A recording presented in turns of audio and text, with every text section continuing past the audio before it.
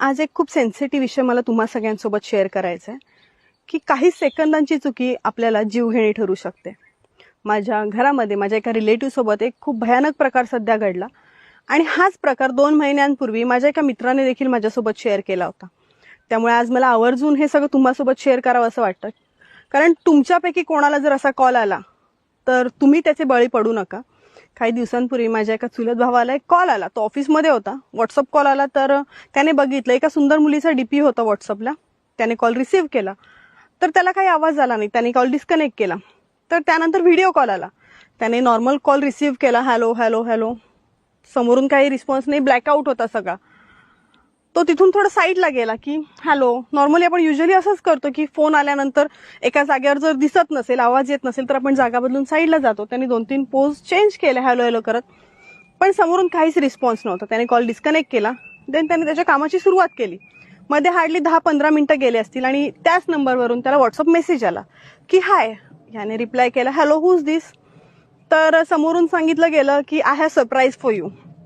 त्याने म्हटलं मी नाही ओळखलं तुम्हाला, कोण बोलताय तुम्ही. तर नंतर एक समोरून व्हिडिओ क्लिप पाठवली गेली आणि ती व्हिडिओ क्लिप इतकी भयानक होती की याच्या पायाखालची जमीन सरकली. त्याने जे काही सेकंदांसाठी जो व्हिडिओ कॉल रिसीव्ह केला होता तेव्हा त्याचं ते स्क्रीन कॅप्चर केलं गेलं आणि ते एडिट करून, थोडं मॉफ करून, थोडा स्पीड कमी करून तो व्हिडिओ मोठा केला गेला जो काही सेकंदांचा होता. आणि त्याचा व्हिडिओ छोट्या विंडोमध्ये जोडून खाली एक मोठी व्हिडिओ जोडली गेली ज्याच्यामध्ये काही अश्लील स्त्रिया त्या व्हिडिओमध्ये दाखवल्या गेल्या होत्या. हे सगळं बघून तो इतका घाबरला की त्याला काही सुचेच ना. त्यानंतर समोरून फोन आला की ही व्हिडिओ आम्ही तुमच्या कॉन्टॅक्ट डिटेल्समध्ये शेअर करू. तुम्हाला जर असं वाटत असेल की असं नाही व्हावं तर तुम्ही आम्हाला हवी असलेली पैशांची पूर्तता करा. ह्याने थोडं लाईटली घेतलं. अरे माझे कॉन्टॅक्ट डिटेल्स ह्या पर्सन म्हणजे थर्ड पर्सनकडे कसे जाणार ना. तो म्हणाले की मी काही पैसे वगैरे देणार नाही, काय करायचं ते करा. त्यानंतर त्यांनी ह्याच्या 2 मित्रांचे कॉन्टॅक्ट डिटेल्स याला शेअर केले. हा घाबरला की माझ्या मित्रांचे नंबर यांच्याकडे कसे. तरी सुद्धा ह्यांनी पैसे देण्यासाठी टाळाटाळ केली आणि ह्याचा तो व्हिडिओ त्याच्या त्या 2 मित्रांना पाठवला गेला.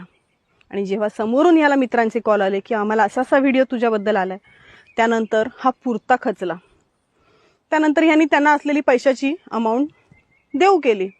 10,000 दिले, परत 2 दिवसांनी 15,000 दिले, पुन्हा 10,000 रुपये दिले. असं करून करून जवळजवळ त्यांनी 80-90 हजार रुपये त्या समोरच्या व्यक्तीला दिले.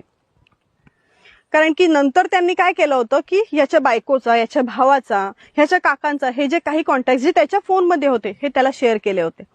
आणि साहजिकच आहे आपल्या समाजामध्ये सत्य काय हे कोणी जाणून घेत नाही, पण अफवांवर विश्वास ठेवून चर्चा खूप केल्या जातात. आणि आपण कोणी मिडल क्लास असू दे, हाय क्लास असू दे, जो तो आपल्या इज्जतीला जपतो. त्यामुळे माझी इज्जत जाऊ नये असं प्रत्येकालाच वाटतं आणि त्यालाही वाटलं. त्यात त्याचं काही चुकलं नाही, पण त्यांनी पोलीस स्टेशनला जायला हवं होतं, जे की त्याने नाही केलं. आणि त्याने ठरवलं की आत्महत्या करायची. तो घरातून निघून गेला. पण म्हणतात ना की त्याच्या 3 महिन्याच्या मुलीचा चेहरा त्याच्या डोळ्यासमोर आला आणि त्याची हिंमत नाही झाली. त्याने देवाचं नाव घेतलं. त्या क्षणाला त्याला आठवण आली की आपण आपल्या छोट्या बहिणीसोबत हा किस्सा शेअर करावा. त्याने छोट्या बहिणीला फोन केला की असं असं झालंय, तर मी आत्महत्या करायला आलोय. माझी हिंमत खरं तर होत नाहीये, पण आज माझ्याकडे पैसे नाहीयेत द्यायला आणि मी दिले नाही तर समोरची व्यक्ती ते व्हिडिओ आपल्या फॅमिलीमध्ये शेअर करेल. आणि आज तू माझ्यावर विश्वास ठेवशील, पण फॅमिलीतली प्रत्येक व्यक्ती विश्वास ठेवेलच असं नाही, कारण की ती व्हिडिओ अतिशय घाणेरडी होती. त्यामुळे मग बहिणीने त्याला सांगितलं तू खचून जाऊ नको, तू आत्ताच्या आत्ता तुझा फोन स्विच ऑफ कर, मी तिथे येते. ही तिथे गेली. तिने त्याला समजावलं, घरी घेऊन आले. त्यानंतर त्याचा नंबर बंद केला आणि यांनी पोलिसात तक्रार केली.